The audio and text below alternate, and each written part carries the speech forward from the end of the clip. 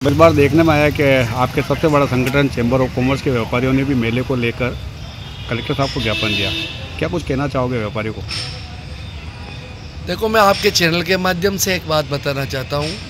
व्यापारियों की पिछले 15 सालों से ये मांग है कि यह मेला यहाँ पर नहीं है। 7 बजे बाद व्यापारी बहुत ज़्यादा परेशान हो जाता है और दीपावली का त्यौहार होता है। ये बात बापू बाजार के व्यापारियों की पीड़ा बिल्कुल वाजिब है, इससे मैं सहमत हूँ।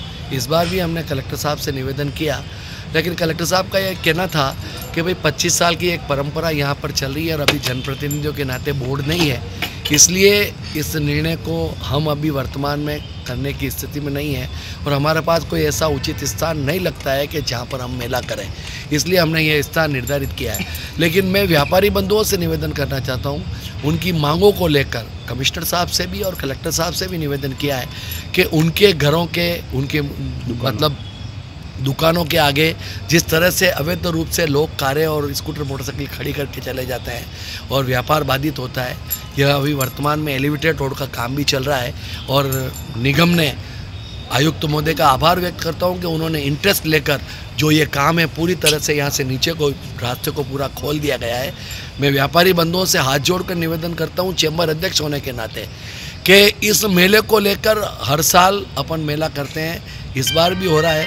अगर अगले साल भी अगर मान लो कोई दिक्कत आएगी तो अपन निश्चित रूप से पहले ही चेत कर ये काम करेंगे, लेकिन सजावट प्रतियोगिता में उदयपुर शहर में भाग लेना चाहिए। चैम्बर प्रतियोगिता करवाता है, सब व्यापारियों को बढ़ चढ़ कर हिस्सा लेना चाहिए। आपकी भावना का आदर करते हुए प्रशासन से जो अपन सहयोग चाहेंगे वह सहयोग करवाएंगे, जिससे कि आपके व्यवसाय में बाधित यह मेला न हो।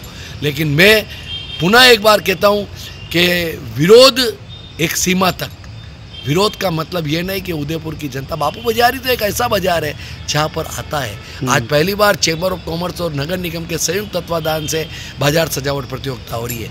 पहली बार पिछली साल पहली बार शुरुआत की कि टेंट एसोसिएशन के तत्वाधान में जितने दरवाजे लगेंगे वो और उस पर इनाम घोषित प्रशासन करेगा। जब प्रशासन इतना करता है तो व्यापारी और जनता का भी धर्म बनता है, फर्ज बनता है हम उनका साथ दें।